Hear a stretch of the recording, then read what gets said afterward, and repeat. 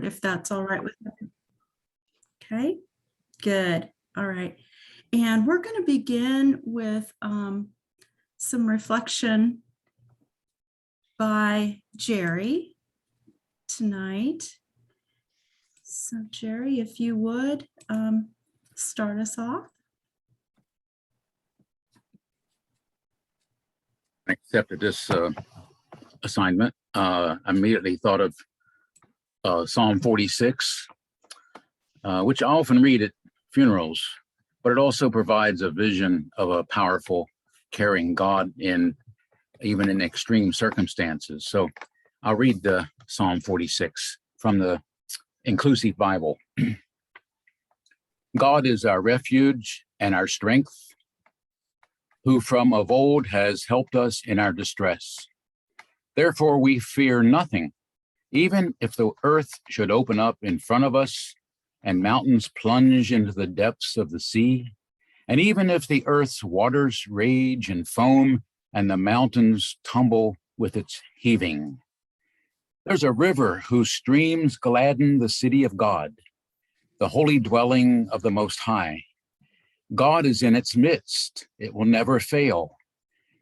God will help it at daybreak. Though nations are in turmoil and empires crumble, God's voice resounds and it melts the earth. The God of hosts is with us. Our stronghold is the God of Jacob. Come see what God has done. God makes the earth bounteous. God has put an end to war from one end of the earth to the other, breaking bows, splintering spears, and setting chariots on fire. Be still and know that I am God. I will be exalted among the nations. I will be exalted upon the earth. The God of hosts is with us. Our stronghold is the God of Jacob. These words quickly move us to put away any fear, even in the face of earthquakes and floods. We can add forest fires and devastations of war that are going on now. The focus is on God, our refuge and strength in all circumstances. The psalm is the basis, as you probably know, for Martin Luther's hymn, "A Mighty Fortress is Our God." God will care for the holy city, for all the community of people, though nations are in turmoil. Every Lent, our faith invites us to pray, fast, and give alms, like many other religions do in their own seasons. Of these three practices, fasting is the one we most associate with Lent. But fasting during Lent is not about denial or giving up a guilty pleasure like chocolate for 40 days. The prophet Isaiah reminds us that the only kind of fasting worth our time is fasting that breaks unjust bonds, lets the oppressed go free, shares our bread with the hungry, shelters the homeless, clothes the naked, and does not turn its back on its own. Isaiah 58. In other words, the true meaning of our Lenten fast is to stand in solidarity with the poor and more justly distribute the resources of the earth. And this means caring for our earth devastated by global warming. And now in March 2022, we seek to stand in solidarity with the people of Ukraine as they and their country are brutalized because of one man, the dictator of Russia. Certainly we pray for Ukraine. We also pray for the people of Russia. I can't believe the good people of Russia are in this fight. They are suffering too, and they're losing members of their families as well as the Ukrainians are. I even pray for Mr. Putin, as hard as it is, that God would touch his heart and change him. But let us not dwell on fear and anger, except as these gifts of emotion motivate us toward compassion for justice and caring for those who are under threat. Most of all, let us be a community of believers who trust in God's goodness beyond our understanding. When we think that we are challenged beyond our limits, even our faith is challenged, remember the words of 1 Corinthians chapter 10. No test has overtaken you but what is common to all people. You can be confident that God is faithful and will not let you be tested beyond your means. And with any trial, God will provide you with a way out of it, as well as the strength to bear the trial. So let this Lenten season be one of strengthened faith, closer ties in community and with family, and a deepened trust in the God who loves us. Let us pray. God of hosts, Adonai, Sabaoth, we are glad you are with us. May we be more attuned to your presence and your love for your people and for your earth. In our caring for all, may we be guided in lifting up the forgotten, the victimized and marginalized. May we speak up and be upstanders for those in need and suffering and not be bystanders. We pray to share the hope you place in our hearts, and we open our hearts to receive your caring and the restfulness you offer.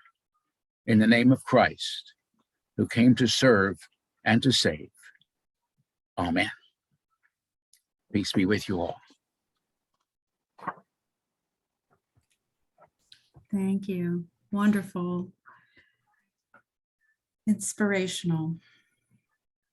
Thank you, Jerry. Well, we're very, very pleased to have another partner in the United Church of Christ with us. Of course, Sarah Lund is also here with us tonight, which is wonderful. Again, thank you so much, Sarah, for being here. But Allie, I hope it's all right to call you Allie, but we give you an opportunity now to tell us about your ministry and tell us about yourself and the work that you're doing across the UCC, the wellness ministries. Thank you, Leslie. I guess to give you just a quick background, I am in North Carolina, and I am a member at United Church of Chapel Hill. So I bring you greetings from that congregation. My background is a long life as a nurse, and then moving into divinity. I have a postmaster certificate in health and nursing ministries. So I in essence, combined my nursing with pastoral care and ministry. And I now serve for the Southern Conference of the United Church of Christ as the Minister for Health and Wellness. And I chair the National UCC Wellness Ministries. You may, if you've been here for a while and involved in the UCC, know us as the health ministries and parish nurses. And the newer terminology is we're shifting to wellness ministries, because wellness includes more than a sense of health. And there's such a broad dimension when we start to talk about wellness. And the other thing is that the American Nurses Association changed the name of parish nursing to faith community nursing as the recognized nursing specialty, because there are nurses that are Muslim. There are nurses who are in Jewish congregations who are serving the same types of roles as congregational nurses or crescent nurses. And so the title became faith community nurse. But you may still have someone telling you, I'm a parish nurse, and that's absolutely fine. So to give you a sense of what the UCC Wellness Ministries involves, it's looking at a response to a resolution that came out of the General Synod in 1997. And at that time, the title of that was a resolution to reclaim the church's ministry of health and healing. And that's really when I got started with this back in 1997. My pastors had gone to Synod and came home and said, new resolution, and we're going to start a wellness and health ministry. And so one of the things I hope I can share with you tonight is that there's a focus of that, and then there's a very broad umbrella. And I'm going to try to share both of those ideas with you. In a small church, you might have a few volunteers who take care of things like meal deliveries to parishioners, maybe writing card ministries. Maybe there are people knitting prayer shawls, and that may be their focus of their health ministry, if you will. They might also invite people to come in and do talks on diseases like hypertension or diabetes. And I've been involved in teaching this nationally for a lot of years. And I will tell you that the majority of faith community nurses that teach programs for churches to start these wellness ministries or health ministries always includes disaster planning. It has been a part of this from the get-go, really, because it's like putting a hand in a glove. The health ministry involves itself in knowing the people of the congregation, knowing their health needs. And so naturally, when you have a time of a natural disaster, for instance, they're the ones who say, oh, don't forget about Jim, who lives way down that road all alone. We need to have someone go check on him now that everyone's out of power. And the two often came together in that preparation. I think the other reason that they came together was the pastoral care side of it. You know, the wellness ministries and faith community nurses were looking at how to bring people of the church to support each other. And certainly then at the times of disaster, that is what the church looks to do. And so that's where I'm going to talk about that broad umbrella. And so do you advance my slides, Leslie, or how does that work? I can do it. Okay.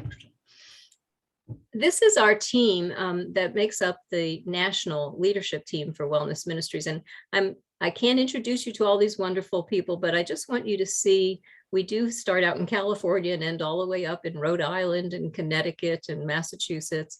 We have several ministers that you might recognize some of their names from the UCC. We also have Dr. Patricia Stenthal Clark in Arizona, who is both a physician and an ordained UCC minister. And we've got Reverend Amos Acree up in New York, who is both a nurse and an ordained minister.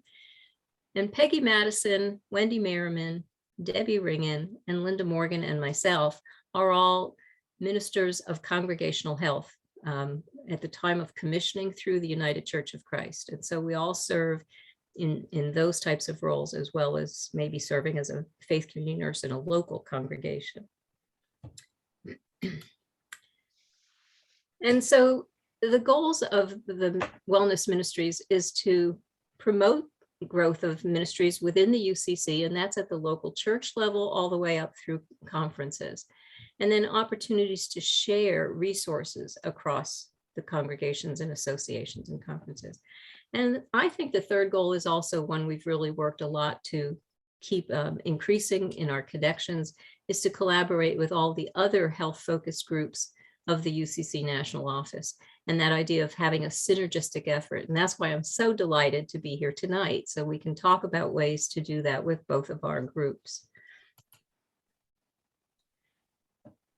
Some of the other groups in the UCC that we actively have been involved in collaborating with are the UCC Disability Ministries, the UCC Mental Health Network, the UCC AIDS Network, UCAN, what was called ODM and just recently changed its name to the Harm Reduction and Overdose Prevention Ministry, and then the UCC Disaster Ministries.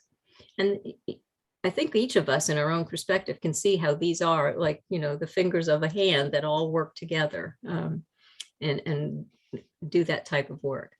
I'm not going to ask you to read this. I'm not going to take time. I just wanted to put this up to tell you that several years back, our leadership group did the work and wrote and had this affirmed and had it, received by the National UCC, so that our teams have an open and affirming covenant, because certainly all individuals created in God's image, and our mission then is to engage in ministries that respond to all those needs.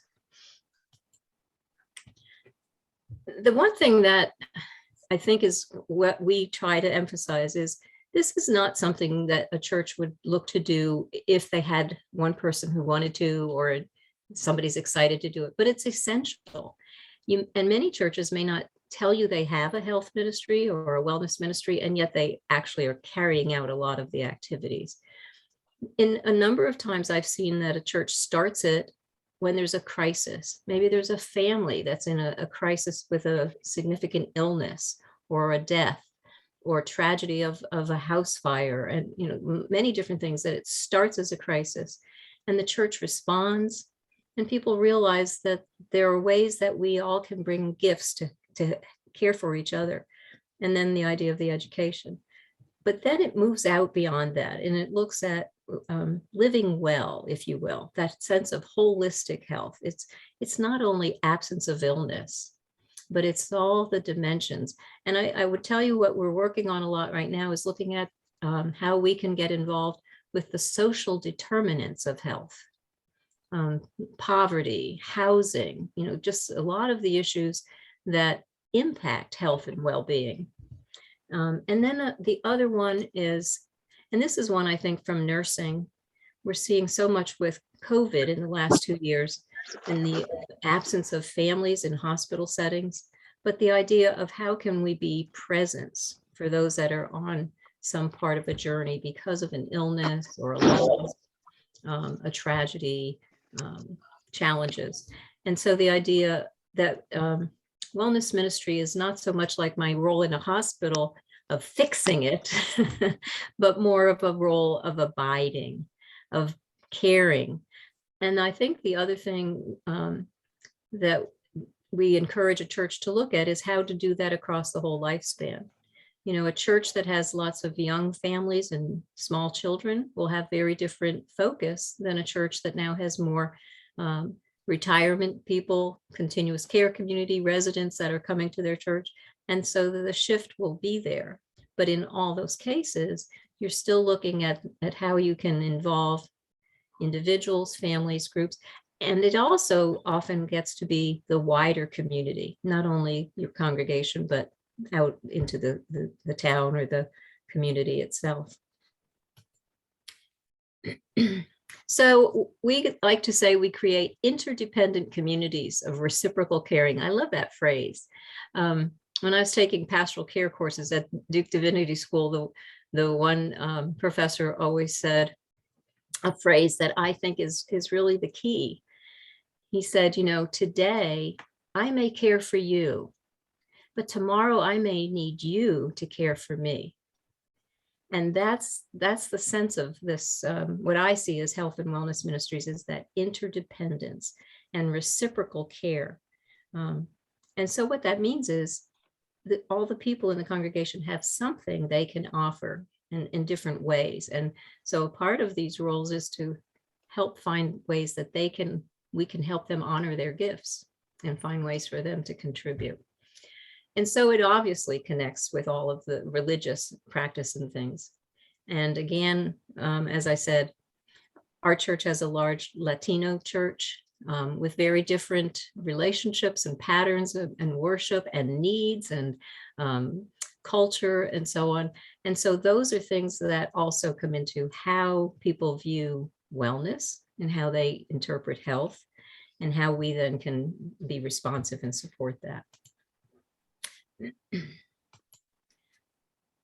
And the other thing I like is, and I always, I will sometimes be asked to consult with a church that wants to start a health ministry, and they'll call me up and they'll say, we have a pharmacist, we have 2 doctors, we have a physical therapist, and we have 2 nurses, and we want to do this. And I say, you need some volunteers that are not any of those things, because it's not about bringing the hospital into the church. And one of the things that you want to be involved in healing ministry, and you want to focus on health, but it is not the role for the church to take the place of the healthcare system. One of the places I get very involved is advocating about what the healthcare system needs to change. And I also, a lot of that role is helping people access the healthcare system, but it is not to become a clinic in the church, if you will. And so you do need whoever is interested in caring for other people, and it does help to have a physical therapist or someone or a physician at times. but it should not be that perspective of what you're doing. And many times a congregation doesn't have a nurse in their congregation. You don't have to have it led by a faith community nurse. It can be someone who's just very much wanting to do this and taking on this aspect of the ministry. But I do want to say that there are legal responsibilities and professional responsibilities. The faith community nurse, that title, or parish nurse, must be a registered nurse, an RN, and has to be actively licensed, because sometimes we'll hear nurses who have retired from the hospital setting or clinics. Now I'm going to be the nurse in my church, and I'm not going to pay for that nursing license anymore. I'll just let that go because I'm just going to be working in my church. But it does have to still be a registered, actively licensed nurse to use those titles within all of the states across our country. And again, I'm not providing medically ordered care. I'm helping people understand that care. I may go on doctor appointments with them to help them understand what the jargon is that doctors are using and so on. But a lot of it is, again, making them know how to access healthcare, and then a lot of education around counseling and a lot of things on common medical illnesses. But it's also about just normal life patterns and how to. One time, the women of the church said that they wanted me to do a session on women on what's normal aging for my age. When do I have to worry about this little pain in my shoulder, and just know it's part of what I'm doing in this time. And also things around family dynamics and children and youth and then adults and so on. But what I love about it is this model where you bring everyone in and you kind of multiply the ministers. You've got the team, you have other congregational members, if you have a faith community nurse, and certainly the pastors. Now I'm going to take a look at the, I hope I am, there, the umbrella, as I mentioned. We came up with this model a few years ago, and I think it does help to give that sense of the wellness ministries looks at pastoral care aspects. A person newly diagnosed with hypertension is angry or wants to understand it, but is also worried. And so there is that counseling and health education, but it's also just kind of walking alongside and helping as they come to grips with the new diagnosis. Health promotion, of course. And then we also connect to a lot of other UCC initiatives, and we are the bridge, if you will, from the congregation to other community-based programs. And I'll give you some examples here. Under the pastoral care, lots of things, and you know all of these. You probably have them going on in your churches. Prayer shawls, cards, notes, transportation, meal delivery. We are involved at my church when we do some of the healing services, like the longest night service in Advent. And then health promotion, all kinds of things, healthy eating, walking programs, advanced care planning, CPR, naloxone administration for overdose, how to help those with chronic illnesses, helping congregations to talk about some of those taboo things we find difficult to talk about around health. So those are examples I think come pretty easily. But in the next slide, we can see that we do a lot of connecting with the other UCC initiatives. The UCC mental health, like widening the welcome, those conferences, and helping churches to become wise congregations. Our Whole Lives, the curriculum on that. The UCC Disabilities has the A2A, meaning the church is designated as an A2A church for accessible to all. The LGBT ministries and open and affirming, the UCAN, as I've mentioned earlier, and now harm reduction, and UCC disaster ministries. And in the community, we certainly get involved with disaster response. Many churches are involved in refugee, and we're currently raising funds to support immigrants. And we also have a number of people who are members of our church now who had come from Myanmar and have resettled. ministries to the homeless or kitchens, food pantries, clothing closets, AA and NA and other support groups. And so we think what happens by having a health ministry is that you create this sense of a web of care. People's needs are not overlooked. There's communication. Maybe a church has a meal delivery program, but maybe now we've had, like here in North Carolina, a hurricane and power's out, or we've had an ice storm in the winter. And so what does that mean for meal delivery in the time of the disaster? And so the wellness team may not do that, but they become kind of this hub to be the communicator and connect. And the nice thing is things get integrated. And people that we are taking care of know they're not abandoned or that they're not forgotten. And I'll give you a beautiful example. We had a church with prayer shawls. You know, the people were making prayer shawls, and we had a beautiful basket of prayer shawls in the prayer corner in the sanctuary. But we didn't quite have a system for who got one. And, you know, somebody was saying, you know, Jane went in the hospital and has come home. Do we know if she got a prayer shawl? And so just how to take different things happening within the congregation and coordinate them so that those that were visiting in the hospital would now be contacting those with the prayer shawls to say, Jane went home, deliver a prayer shawl, and just how to coordinate those. The other thing I'll tell you about the work we're doing as a leadership team is we, like you, meet virtually monthly. And we do a bi-monthly e-newsletter called Mind, Body, Spirit, Linking Lives for Health and Wholeness. And Mike Schoenemeyer tells me that will be coming out tomorrow. So, and I encourage you to go to our website on the UCC website where you can subscribe to that newsletter. And we try to put a lot of health links and articles and information in that newsletter. We also have a video on the website as an overview about wellness ministries.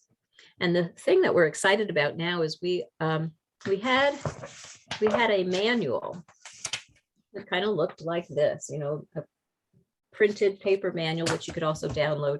And we are turning that manual into a wellness ministries toolkit with 3 sections.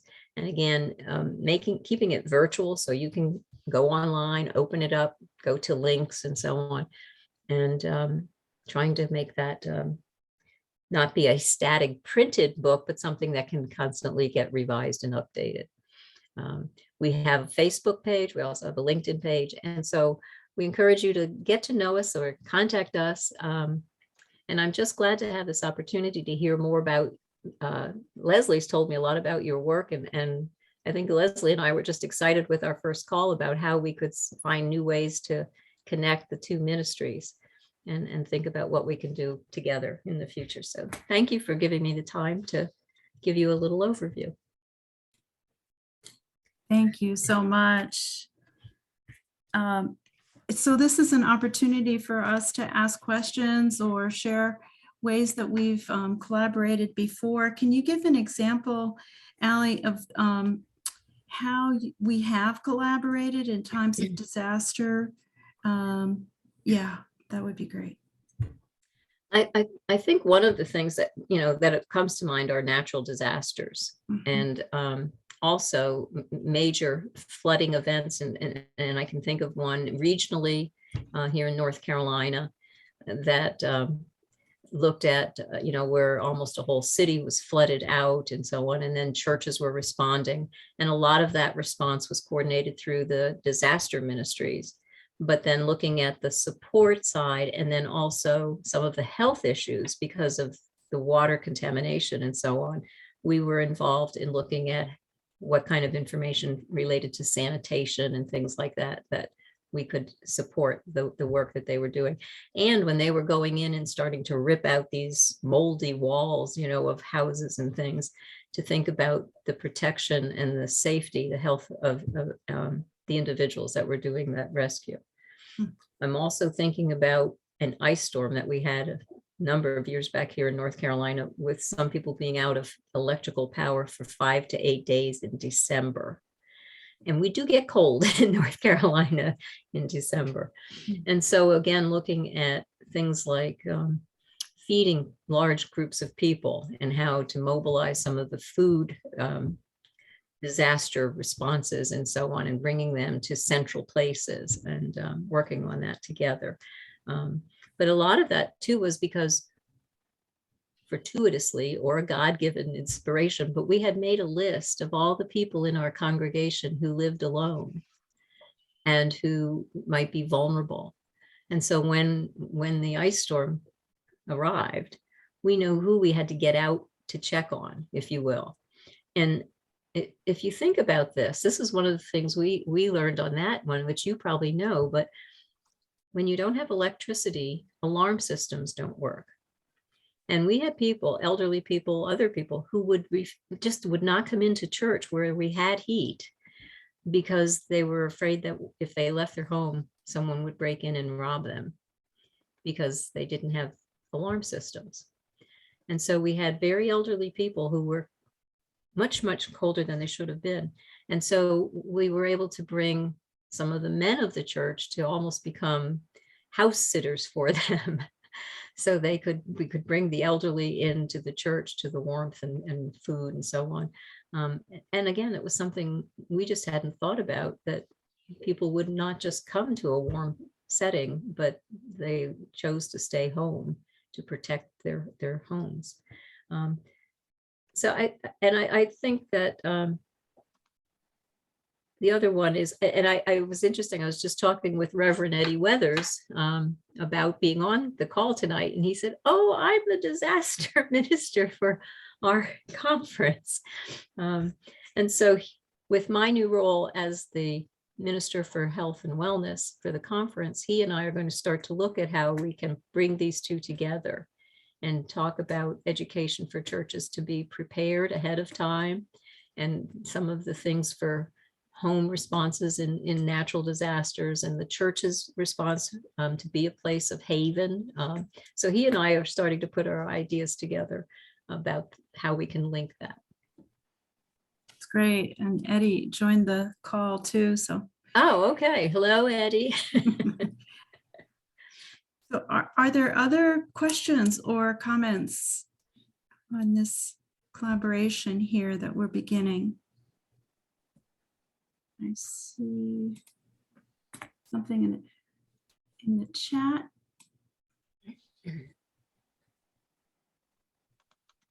Okay, so in the Southeast Conference, it looks like they've made a nice comment here around their collaboration and a quick update and report in general. Yeah. Any other comments or thoughts before we go? Go ahead, Kim. I'm rather taken by the idea of the combination of a lot of different things in that one slide that you show that had all of the initiatives and whatnot.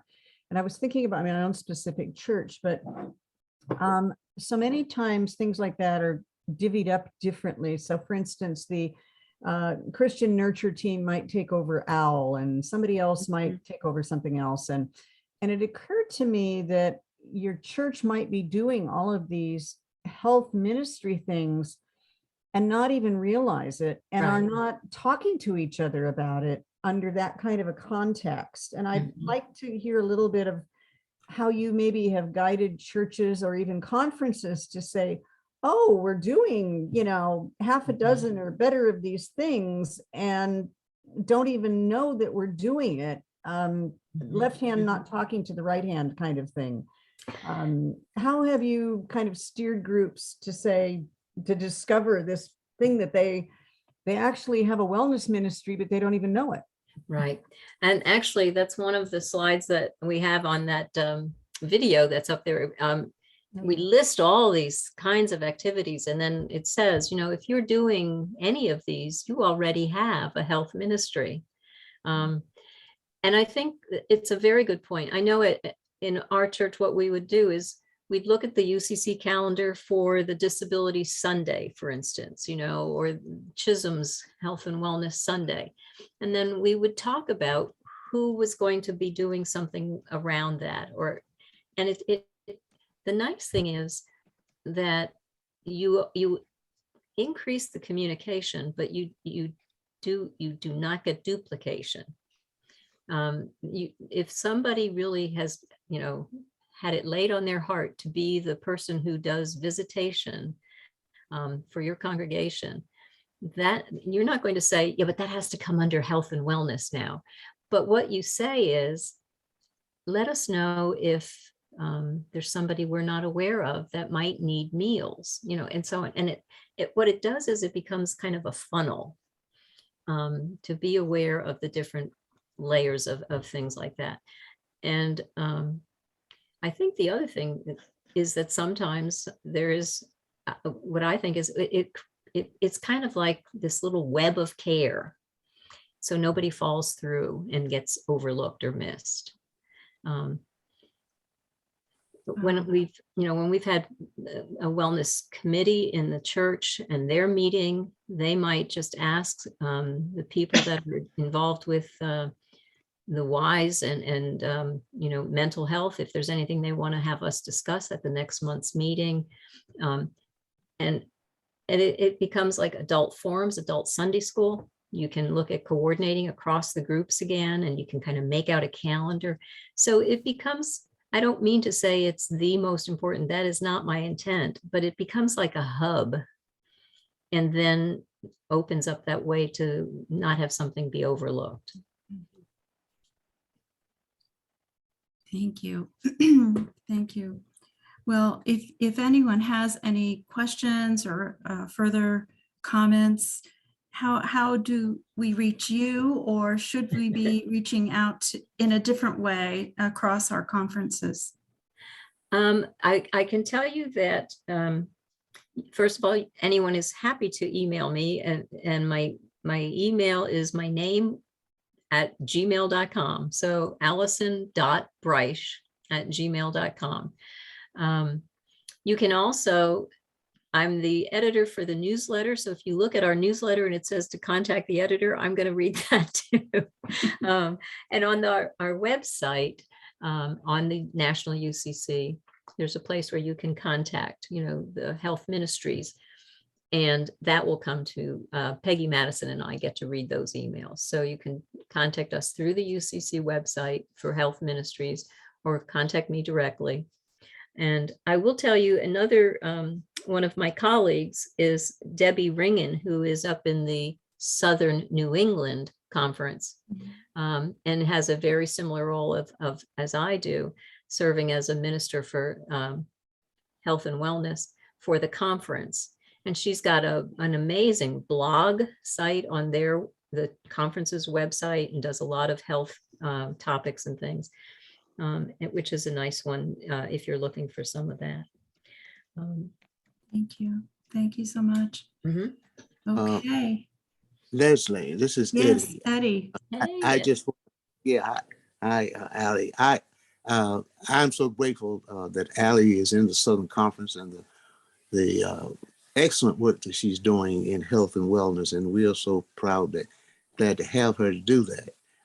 One of the things I was thinking as well is that in that profile that we are creating, some of those questions that were asked tonight might be also asked on that profile, where you won't be duplicating. And maybe that will also answer the question that someone had about someone not knowing that ministry was already in the church. That's good. That's good. Thank you for that. I picked up a lot of other little tidbits of just, maybe we need an open and affirming covenant within the disaster ministries. I know we're working on becoming WISE, and we have this small group of 3 of us that meet now, 4 of us actually. But I liked the social determinants of health, interdependency and reciprocal care, multiplying the ministers, web of care, and the newsletter subscription, which I'm going to do, and then the wellness toolkit online. So those are the things I picked up on tonight. And again, just thank you so much for being here with us. And hopefully this will begin to forge more close relationships with both what you do and what we do in disaster ministries. In time of disaster, we do need your support and your care. So thank you so much for being here tonight. I look forward to us having, those interconnections again of knowing, just picking up a phone call or typing an email to somebody and saying, let's talk about how we can help each other on this challenge, wherever it is occurring. That's that idea of multiplying the ministers. Indeed. Well, thank you again. And now we are delighted to have Thaddeus Elliott with us from the Justice and Peace. He's a Justice and Peace Fellow from the National Office in DC. And I heard him speak recently about disaster policy and thought, wow, impressive work that you're doing. And perhaps you have a few things you'd like to tell us tonight. So Thaddeus, you're up. Great, thank you for that introduction, Leslie. So a couple of weeks ago on the last Creation Justice webinar,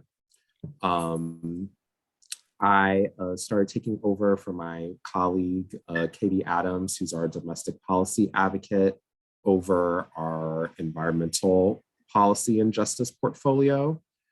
And the topic of the last webinar was on equity and disaster response, focused more around faith communities and in our disaster response work, but in just kind of searching around for any related legislation.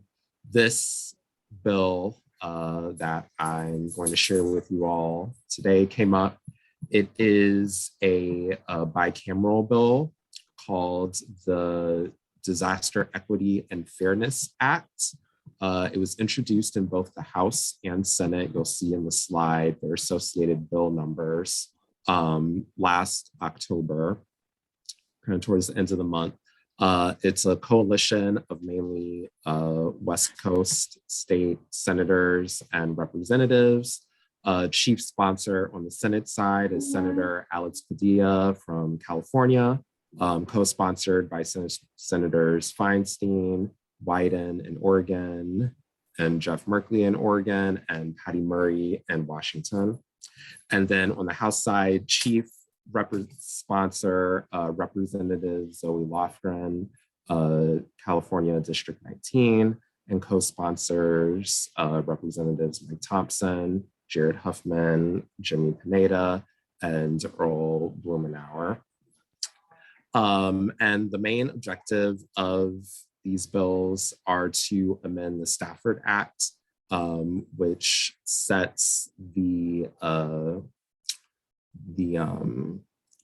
I guess it really sets the framework for FEMA program assistance programs and their responses. And so there's a lot of different bills that seek to adjust FEMA programs because it is the inequities that exist there are of bipartisan interest in correcting, but they're very kind of micro in the inequities that they focus on. This bill in particular uplifts assistance towards underserved communities. So it seeks to better define what it means to be an underserved community and makes special provisions for multiple disaster impacts within a 3-year period. So if you go to the next slide. Okay, so the need, what kind of sparked this bill? So for the senators and representatives in question, it was the successive wildfires, 2 back-to-back seasons of devastating wildfires, but also just the way that the most vulnerable communities often are cut out from assistance. Just before this bill was introduced, the House Committee on Homeland Security conducted a hearing about these inequities that were brought up first in the November 2020 report of FEMA's National Advisory Council to the administrator, which declared that FEMA was failing to meet the equity requirements in the Stafford Act.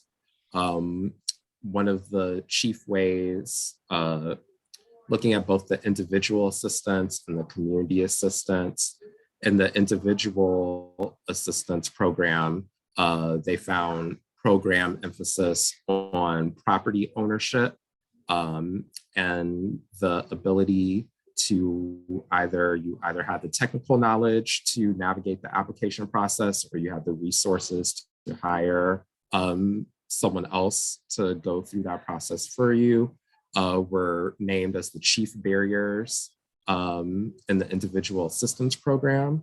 And then for the public assistance program geared more towards local governments, it was the ability to pay the required cost match for the expenses you incur in your response.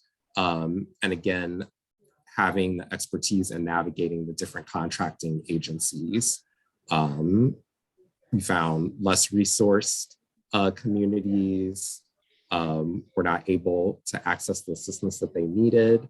And citing a study in 2018, which you're probably aware of, found that the way federal assistance gets funneled into privileged communities, it exacerbates particularly the racial wealth gap, where whites in impacted counties gained, I would say it was about $100,000 in additional wealth in comparison to whites in non-impacted counties. And then they found Black and Brown households lost thousands of dollars in wealth in comparison to their counterparts in non-impacted counties, just because of the formulations in the program. So yes, there's that. And so obviously the reason why this needs to be corrected, not just because disasters are devastating and they can further exacerbate existing inequities, this problem will only get worse in light of climate change, leading to more frequent and much more devastating disasters. We're seeing more communities are being impacted by major disasters with, if it's not back-to-back years, it's every other year. And this is an issue that, again, every community and every region in our nation is impacted by disasters, whether they be floods, tornadoes, wildfires, blizzards, hurricanes, or even to things like the pandemic. And so this is something that we would want to get corrected. So this bill in particular, if we move to the next slide.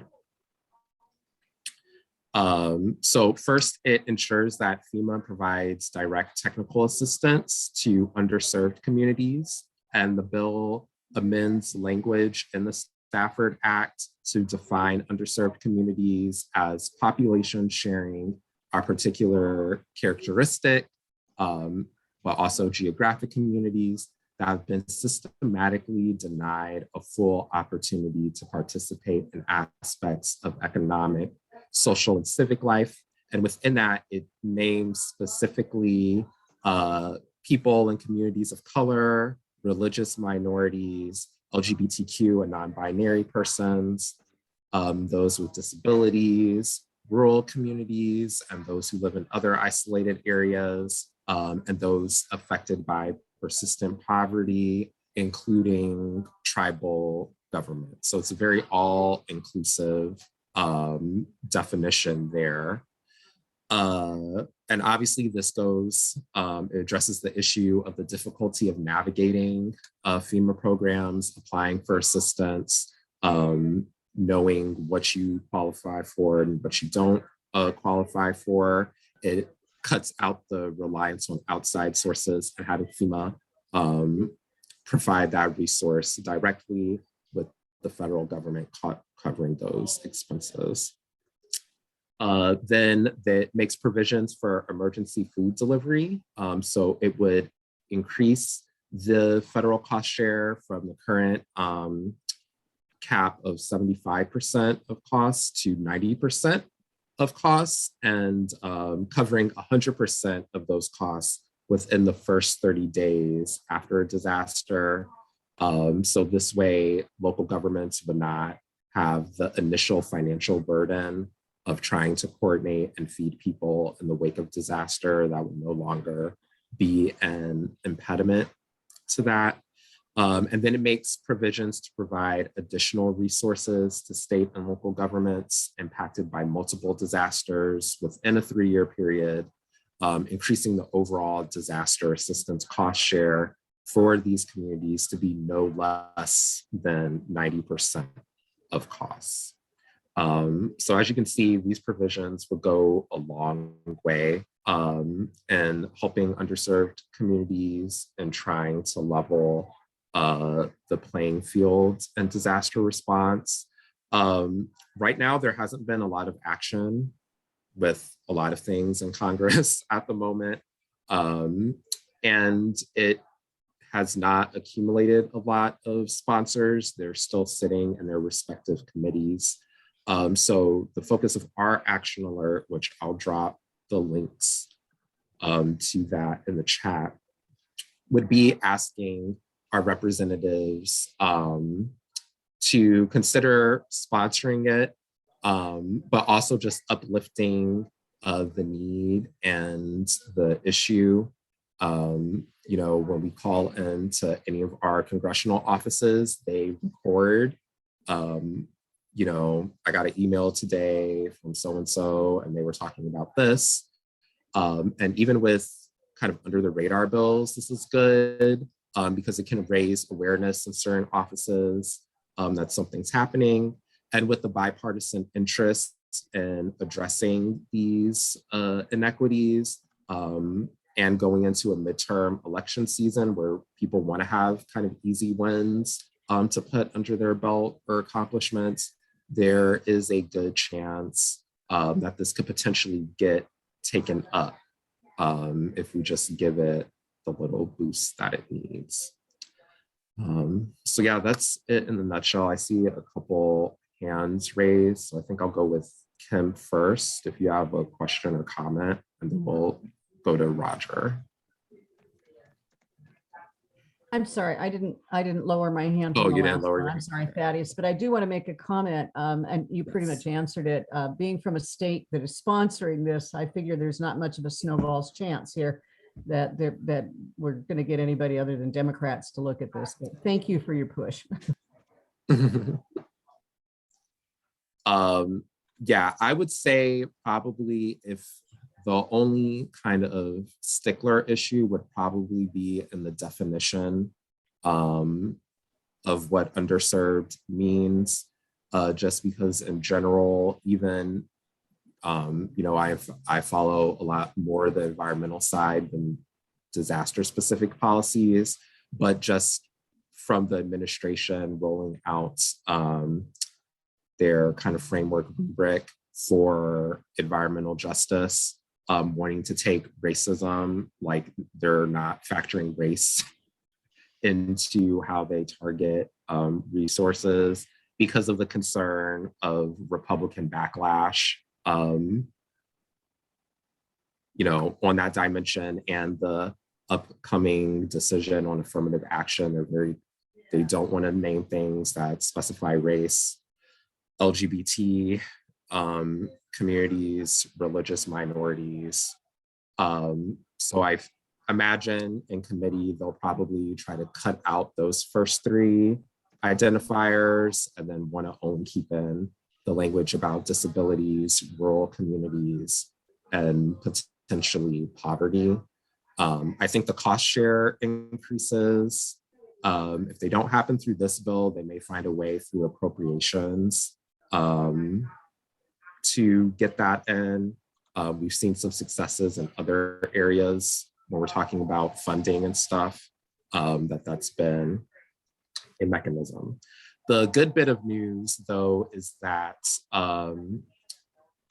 this is something that FEMA is very aware of through the National Advisory Council. Not only the November 2020 report did they make these same recommendations. It was reiterated again in the most recent December 2021 report. And the administration, I think, would be helpful in doing some regulatory changes. The benefit of having legislation, though, is that it hard codes it into the law, which is always better than relying on, you know, whoever is kind of captaining the agency at any given moment implementing these. This is such informative information, and if anybody else has any questions, maybe this would be the time to lift them up before we move into our general meeting, which will last about 30 minutes for those of you who are able to stay. Any other thoughts or questions? We know that there are a lot of bills that relate to disaster. And so that is, if at any point you might want to lift up another bill or two for us for action among this group, we'd be happy to hear from you. And I know Carol is also interested in writing a story about this for our March newsletter. So hopefully she can connect with you soon. Any other comments?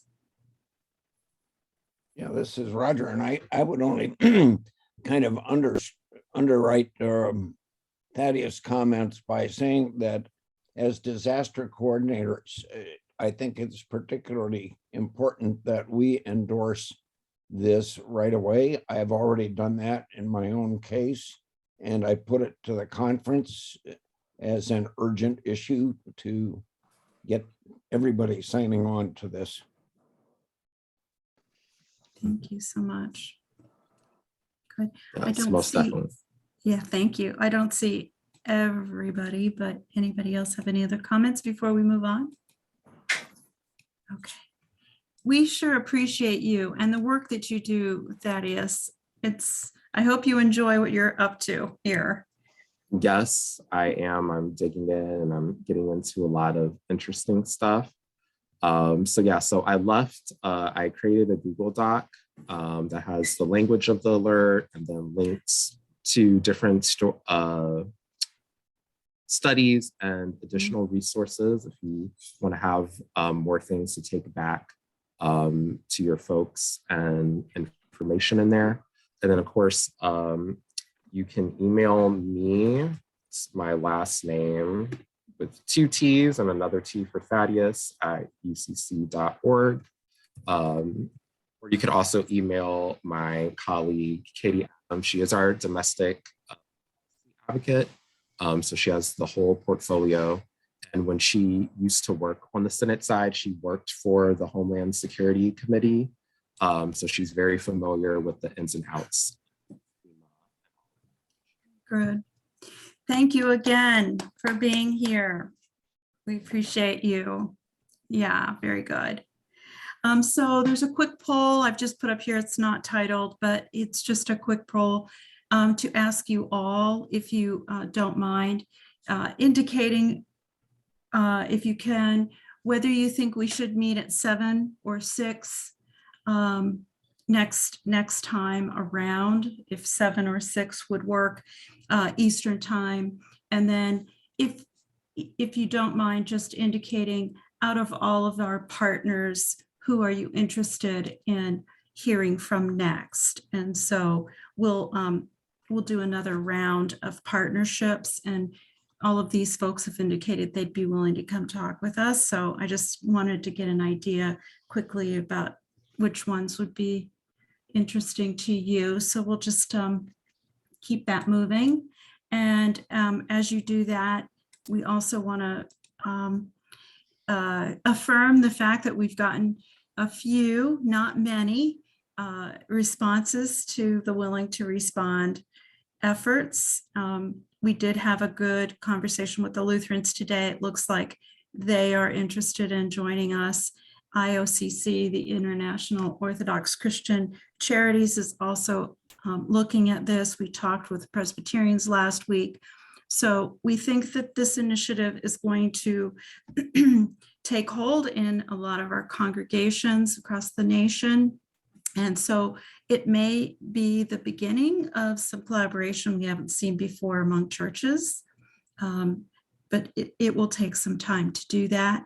We offer this as something you could work on if you'd like in your conferences, and to encourage yourselves to at least talk with your own churches about participating as a willing to respond disaster ministry, because here you are doing the work for your local church and the conference. So thoughts, questions about that?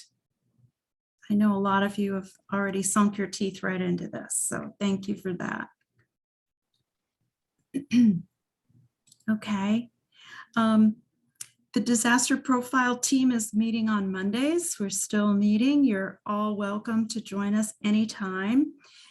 We are reviewing, we finished the conference disaster profile and have suggested that you all could begin working on section A.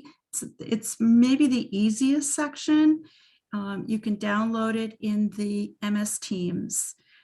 So it's there for you. And we, begin working on that if you wish. You can add it also to your disaster plan as you revise those plans, which we should probably take a look at. Most of the plans haven't been looked at in a number of years. So it's time to review them. If nothing else, get your team together or review with your conference minister at some point.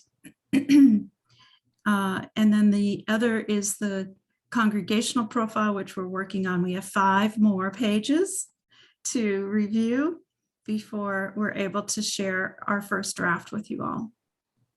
So that should be done next week, I'm guessing, maybe the week after.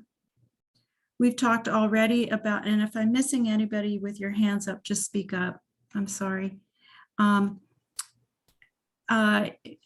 end the poll if everybody's ready for that. Okay. And let's just double check here. Okay, ending the poll and sharing the results. So it looks like we'll stay with 7 o'clock Eastern time in April. And it appears as though you'd like to hear more from Houston Responds and the Willing to Respond network of the work that we've been doing with them. So I'll make that arrangement. And if not, we'll hear from International Orthodox Christian Charities. Okay, and then the how to give. If I hope that this particular page is helpful to you all. There is funding available for disaster ministries and for recovery, and we highly recommend that you take this information down, use it with your churches and with their long-term recovery groups and VOADs, so they're aware that the United Church of Christ is ready to help in times of disaster with our funding. The emotional, hi, Greg. Thank you for raising your hand. I'm sorry. That's right. I just have a quick question because it was brought to my attention just yesterday in an email. The $250 matching grant for churches for the Church World Service buckets. When I got on that application just to look at it, it says applications are due March 31st, 2022. Is that being extended past that date into 2022 for churches? Because we're promoting the Church World Service buckets. Yes, but let me confirm that and make sure and get that back out to you all, because Craig, and you can also ask Craig directly if you'd like, but Craig is managing that. I hadn't heard that there was a deadline on it. It may just be that the deadline is something automatic that, when you do the application, that isn't. I had to actually change the deadlines myself in Smarter Select for all of our work. So it could just be that, but let me confirm that. Okay, I'm thinking too, it's Carol here, the writer. yeah, It's last year's form. It just needs to be updated. exactly. That's I'm exactly pretty right. sure. So it should Yeah. not be the deadline. Mhm. No, I think we've got plenty of funds there and want to Mhm. encourage this ongoing. The emotional and spiritual care team is excited to just let you know today that Martha Jacobs was approved, if you will. You know, she went through the process like all of the other team members, and she is the team lead, but we wanted to make sure that we had a chance to talk with her about her intentions there. So she has joined the team formally now, and they will meet, well, let me see, they'll meet together in 2 weeks. We have Gordon and Greg on the call tonight. Would you guys like to say anything about the emotional and spiritual care team that you've joined? Any? Let me see, I don't see Gordon here now. Did I miss him? Anything, Greg, you'd like to say at this point? It's up to you. Looking forward to it. Looking forward to getting it under our getting more training, getting more conversation, and figuring out how we can be of greater assistance. But thanks. Good, thank you, thank you. Okay, good deal. Okay, and then thanks to three or four of you that we worked together and added some things to the map. We have figured out a few items. So we are asset mapping some of the work that you all are doing. Greg, let me see, Greg Dink, do you want to say anything, you and Roger, about what you discovered about this mapping process? Go ahead, Greg. Well, their conversation with Leslie and Roger and I, we discovered that the asset map that Leslie put out was for us to be able to view only, and we weren't able to modify it. So Roger and I have been playing around with creating our own map and determine that we can edit each other's map by giving sharing privileges. So I guess I don't know if Roger, you were going to check on your end, but if you found out anything about how we can get Leslie's map editable. Work Yeah. in progress. No progress there. So we did discover, though, that if you create your own map and you put your icons on that map, we can export it in. So Roger and Greg's information is on the map now because they created their own. So we're just a little bummed out about the fact that this map isn't shareable right now, but yeah, we're working on these. Well, and if I tools. may say, we did talk and discuss that maybe there may be a better map, That's right. better way to do this, because in my experience with this mapping, it's a little bit cumbersome. It is. And getting layers organized and those kind of things. So Indeed. Okay. Well, it's round one is what it is. Okay. The different events, of course, April the 7th, we'll meet again. Those of you who are interested in the National VOAD event, if you'd like to attend, you've received in your inbox information and a form that you fill out and share with Craig Hoffman. We're excited that 5 people have already filled out their forms, and we're working on figuring out whether you do the registration or we do the registration through the National VOAD. We think that you probably could do it because there's a lot that you need to choose, including your workshops and what kind of meal you need. So, but we're still working it out, and we'll do that before any deadlines hit. Probably by the end of next week, we'll know for sure all of the details. But for those of you who are interested in joining us, the more the merrier, and I think it's a great opportunity. We might not be able to meet in person yet, but certainly we can at the National VOAD Conference, and we can help pay. So that's exciting. Join us. Okay, quick updates from those of you who have new information to share. Let's do it that way today. If you have no new information, you can just let us know. Nothing new, okay? And we can get through this quickly. This is the National Common Operating Picture from FEMA as of last week.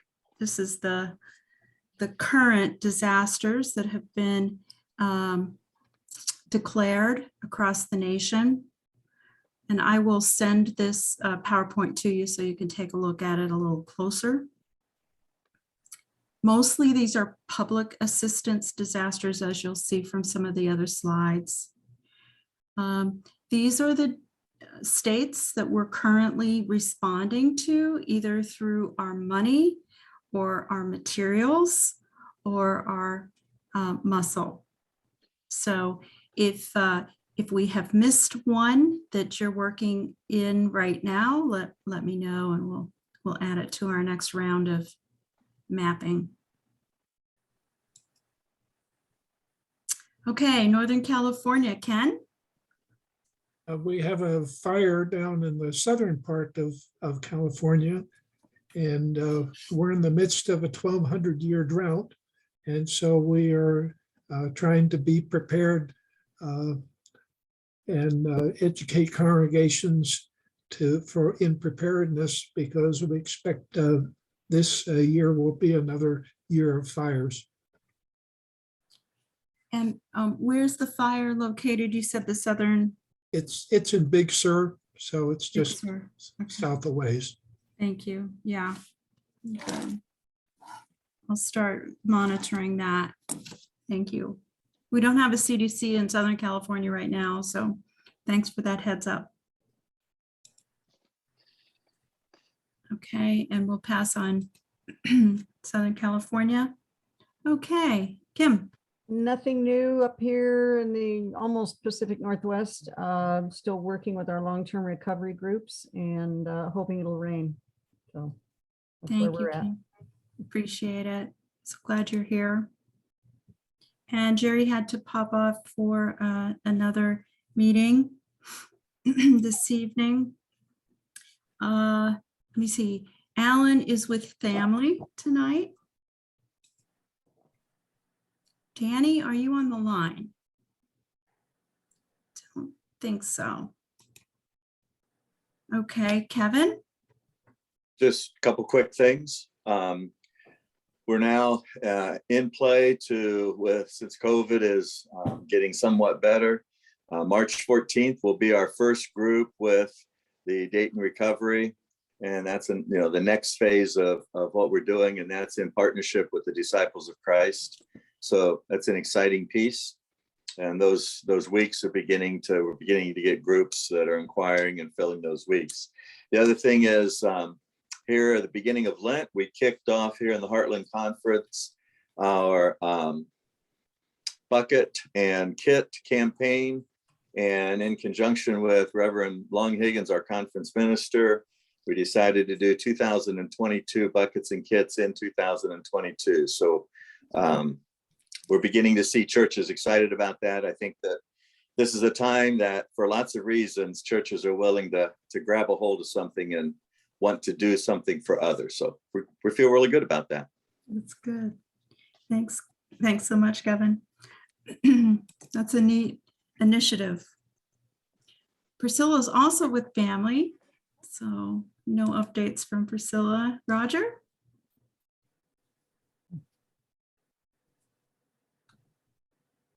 Let me see. Is he still on? I don't see him. Okay. We'll move forward and maybe. Roger's still on. Roger's on mute. Oh, Sorry, thank you. Thought I Thank was you. off mute there. Nothing new on our long-term recovery developments, but we are starting a 500 bucket campaign that will last until end of May. And that's Great. about it from here. It's wonderful. You and Scott are working so hard on that. It's wonderful. Okay, Greg.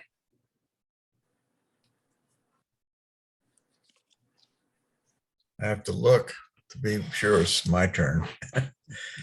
Basically, I just updated Kentucky. I'm happy to report that out of the 16 declared counties, 12 of them have long-term recovery groups are in the formation or pretty well formed stages. I'm working with one of the counties, Graves County, which is Mayfield, Kentucky, in getting a seed grant to them. So that's one thing. Also in conversation with the Christian Church Disciples of Christ, like you, Kevin, in Heartland, maybe working with them down in Kentucky. So having that, and we are through one of my team members pursuing churches in the Willing to Respond initiative. So that's my update. Thank you. Thanks for everything you're doing. That's great. Bryce had another local meeting at the church tonight, unable, but we did notice that the public assistance has declared Iowa. So that is happening. Also, Kansas was declared during this last time frame, so February 17th. Again, a public assistance doesn't mean that individuals weren't impacted. It just means they didn't meet the threshold. So we'll be in touch with Laura and Kelly about any ways that they may be responding. Also declared was Maine for public assistance during this time frame. Do we have Michigan on the line tonight? I think we do. At least we did. Okay, I'm not hearing anyone, but we are excited about the work that's happening with the long-term recovery groups there in Michigan. In the Detroit area, there are 4 of them. And Guiding Lights, of course, is led by a UCC pastor who we're in touch with on a regular basis. So there we go. Okay, Chris.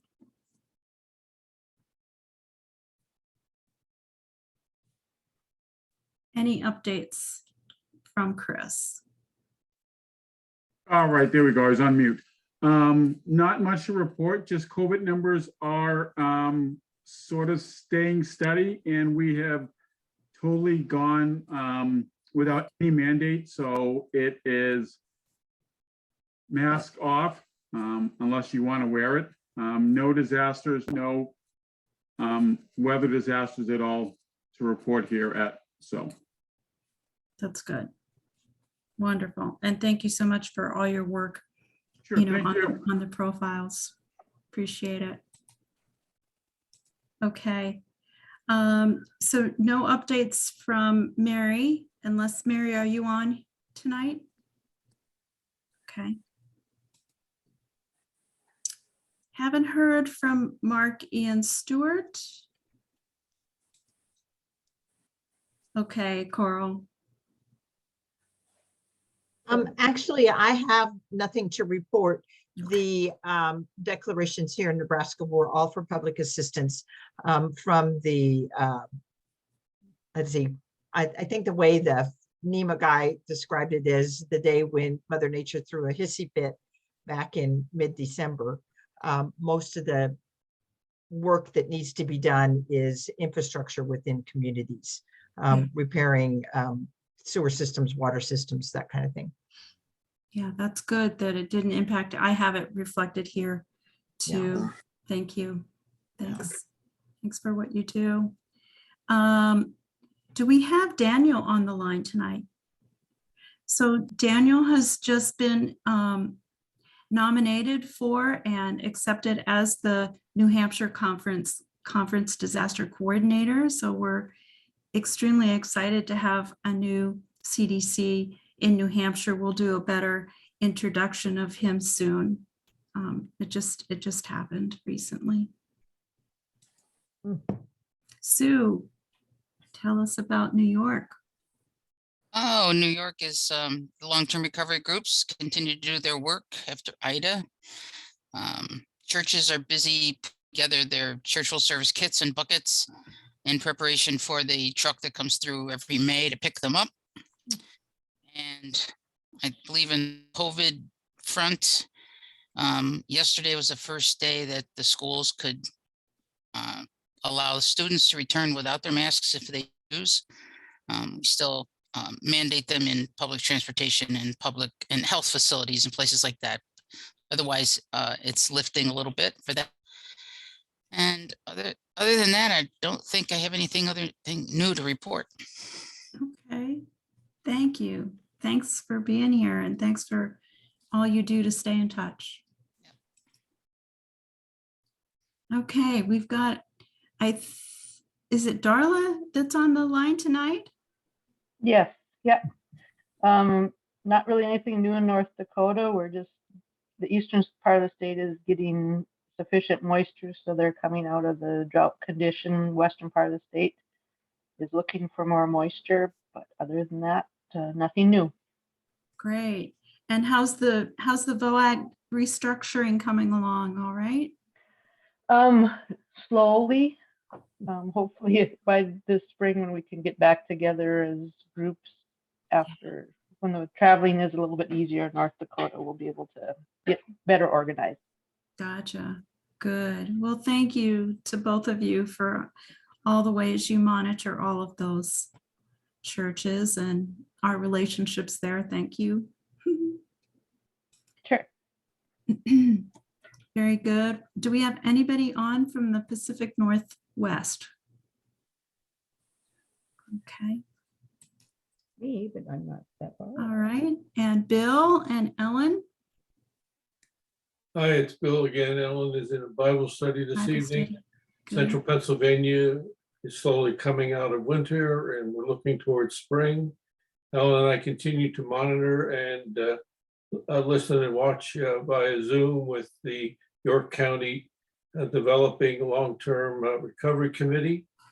I can say to you that in the last 6 to 7 days, there's been a real interest in directing dollars towards Ukraine and the work in Ukraine. And Carol, I want to say thank you very much for that excellent publication that you put to press yesterday. We moved it out into our conference as quickly as we could. Yay, Carol. Terrific. Thank- Glad to hear that.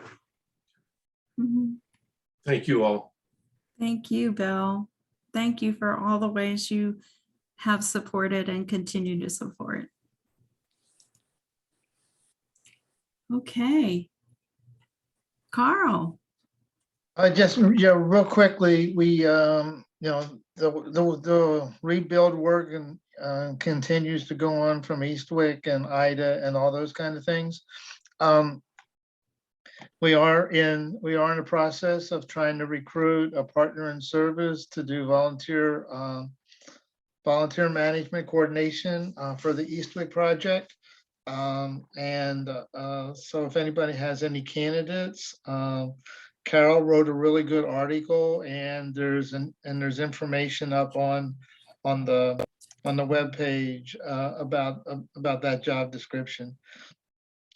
The other thing I would say real quickly is that we did have a successful celebration of our High Five for Disaster Relief campaign during the season of Epiphany. And thanks to Leslie being involved in that celebration, had representatives from both conference staffs as well as representatives from our two teams involved with that. Just this afternoon, I got the link to the final edited recording. I will put it up on both conference pages on our common teams thing, so you all have access if you want to go and watch it for ideas of things that you can do. So I think that's all from here right now. That's great. And thank you so much for all you do. That was such a clever high five, $5 for each church and the conferences, two conferences coming together in that way. That was just a wonderful idea.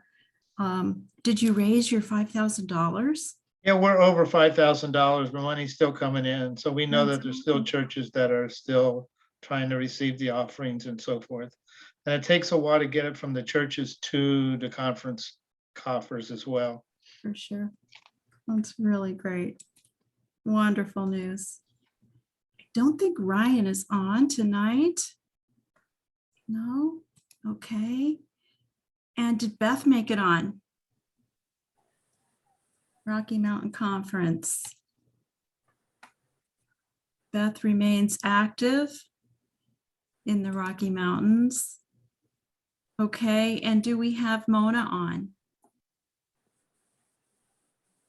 Okay. Yes, yes, yes. Oh, hi, Mona. Thank you. Hi, I'm in here. Very good. It's been a busy, busy, busy day. I already missed one meeting. But the COVID levels are going down. And so the restrictions are being lifted. So that's good news. But other than that, I'm not aware of anything else at the moment. Things seem to be of status quo. I'm beginning to get more questions about how to help in this war for donations on that. So I may be looking into that to get that information out to the churches. So Happy to help you. No problem. And we did speak, I was asked to speak at the Texas Strong event for long-term recovery groups and nonprofits. It was a very successful conversation around, just resiliency and what resiliency means and what is recovery resiliency. So I was privileged to do that. And I believe that might have been with the Disciples of Christ, by the way. Yeah, we've been doing a lot of partnering with Caroline. So just wanted to let you know that. wonderful. Yeah. So I'm working less, so I have a little more time to be, well, I have a lot more time to be looking into this. So, there's a blessing in that. That's So good. Wonderful, Mona. Thank you. thank you. Yeah. We still don't have an idea of how we're going to be supporting South Dakota, but we know that both Bryce and Coral are there in case, right? Something were to happen, they're nearby. And so we hope we never have to call on you, but we may need to. And then, of course, you saw the written report in the chat about the Southeast Conference. They're building, they're identifying a CDC for each of the states, and that's exciting. So I call your attention to that. Eddie, you're up for the Southern Conference. Well, there's really no change in the Southern Conference in the disaster. We're still working on long-term recovery, but a couple of weeks ago, we did have a fertilizer plant to catch on fire, and those residents within a mile radius had to evacuate and had to find other places to lodge for just about a week. But the city of Winston-Salem was brave enough to have some funds to reimburse those people for any expense that they might have incurred. It was a very tedious and dangerous time because they had more explosive power than they did in Texas when that fertilizer plant, but the fire department did an excellent job. Wow. Well, I was noticing on your North Carolina Public Emergency Management site that the public officials are very concerned about the historically Black colleges and universities and the bomb threats. Are you experiencing more bomb threats or, more information? Do you need support in any way in that regard? Well, in that regard, I heard they might have been frivolous, and I'm not, and I don't take that very lightly. But there has not been a lot of publicity about bomb threats. I heard maybe one or two snippets, but other than that, nothing that that would really concern me. Yeah. I'll just. Okay. it says in this article that investigations continue into 58 bomb threats. Okay. So, you may be right, that it's frivolous in nature, and we hope that it is. But let us know if you need a solidarity grant of any kind. I certainly will. Thank you. You bet. Fred is working local church ministries tonight. And I had a good conversation with the Southwest Conference, Bill Lyons. Bill, are you on the line tonight? I don't think so. And so he is well aware of now the disaster ministries and what we're all about, and good lines of communication are open. And so hopefully he will be considering what to do next, since Bill has vacated that space. Greg. Yeah, I can't speak to anything that's on the slide because I'm still brand new at being CDC. I did have a meeting with Daniel Adam from New Hampshire. So the clueless are leading the clueless and trying to get things restarted in both of our states. So we are making forward progress. Good. I'd love to meet with both of you. Yeah, that would be neat. Yeah. We'll make that happen. Yeah, thank you so much. Okay, and then of course, Wisconsin, and no updates from Christine at this point. I think she's still in seminary, so we're waiting for her to complete her work there. Okay, did we do better on the time, or are we just so late? 8:36. Okay, well, we're getting closer to the hour and a half that it takes to get through our time together. And I'll hang out if anybody's interested in talking a little more. Otherwise, thank you all for the work that you do and for being here this month. Let us know how we can help you. We're here to support. Okay. Hey, Leslie, maybe Greg Briggs and I and Roger can stay on with you for just a minute, because he mentioned he was able to edit your map. Excellent. We can figure out what we're doing, what we need to do differently. Excellent. Sure, I thanks. love it. Thank Leslie. you, Leslie. Good luck, everybody. Oh yeah, take care, everybody. Happy Lent. Blessed Lent.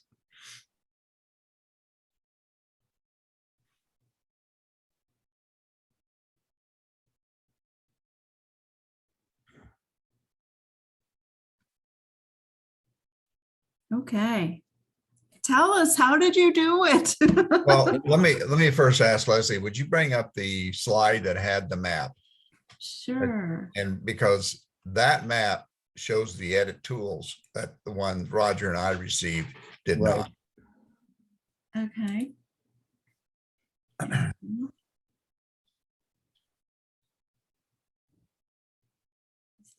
Did that work? No, you're still. Okay. Let's try that again. Has stop screen. Okay, let's try it again.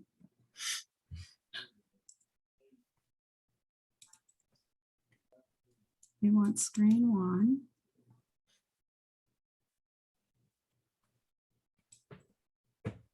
Did that? Okay, wait. Leslie. We got your desktop. Mm-hmm. Yeah. So you need to open up your PowerPoint. Yeah. Copy this one. Here we go. Okay. In the meantime, Greg, what browser do you use? I use Firefox. I've used Greg Briggs. I actually use both Firefox and Google Chrome. I think in this case, I used Google Chrome, but it took me a little bit to figure it out. But I can show you what I did. That would be helpful. All right. Yeah, I think but I need to get the screen up, and I know Leslie's trying to get the screen up. So yeah. Do you see it? No, we see your desktop. Okay, so let's. There we are. There you go.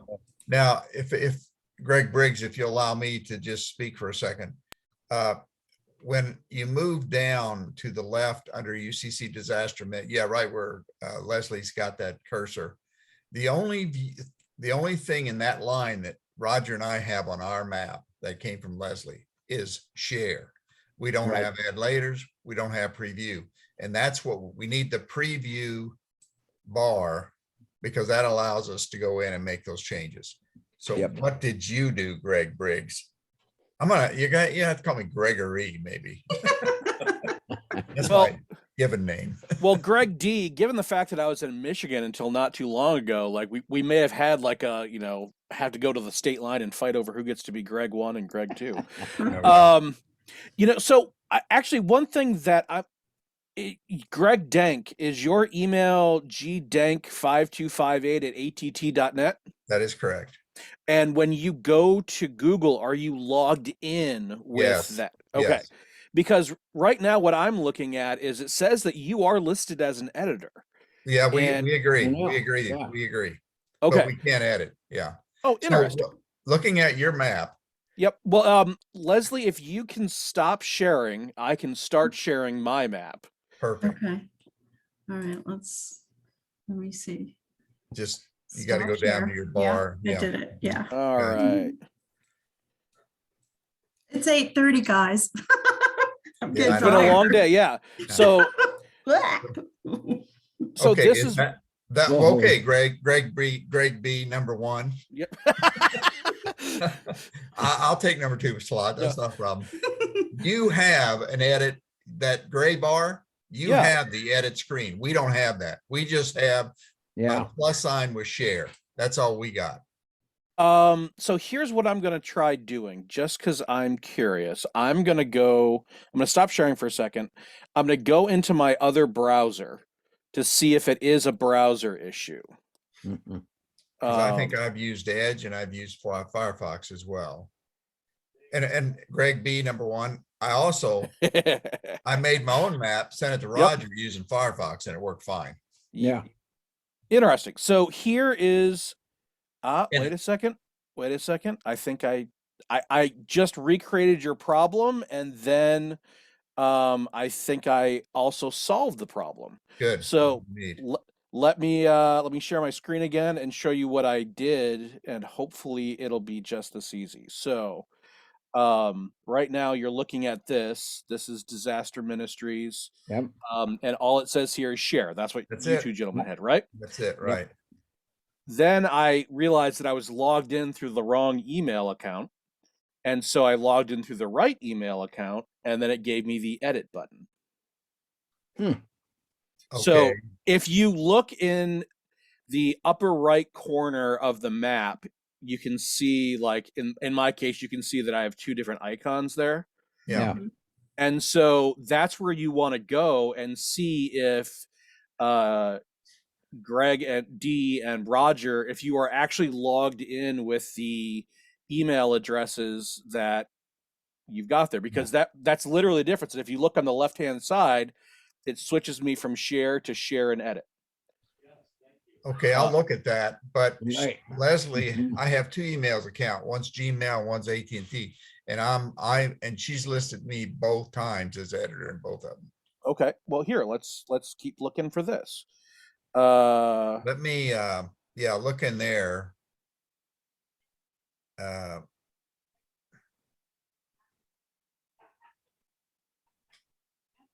Oh wait, no, this just keeps auto-populating with things that I have. That's not helpful at all.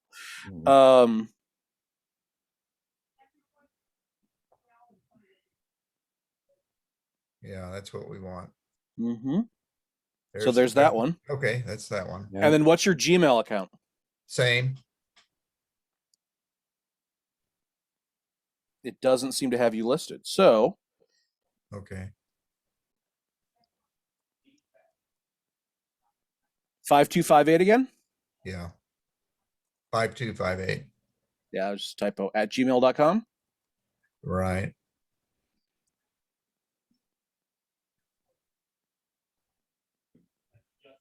You were just invited to become an editor. Okay, I see that on my phone. And then Roger. Oh, again, it's trying to auto fill. Hold on a sec. Roger, what's your email? Oh, That's it right there. dartrc@gmail.com. It says that you are an editor. So Right. as long as you're, whenever you go to this map and you check that icon up there, that it should say Yeah. that same thing. It should give it to you. Now, the other thing that I just noticed happened, well, not just, but like a couple minutes ago, is originally when I went to the map, it looked, yeah, like this. And then when you click the edit button, it shifts it over to all of this. Yeah. And Right.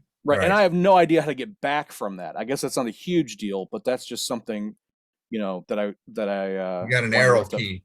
You got an arrow key up on the upper left. Yeah, I got that one. I was wondering if there was some other way to hit like save or something like yeah. that. But anyway, so yeah, so then all I did, just so you can see, is that I went down to here, and then after screwing up a couple other things, I went into open data table and then added myself in, and then I right clicked and it said location replace with marker, and then that's where I was able to drop it on myself. And then when I got done with that, then you had to go into under style, and it had, you know, make sure the icon is the right icon and the right color and all that stuff. So so yeah, so that's that's all I did. I'm going to the original map that Leslie sent me right now. And I'm going to open it.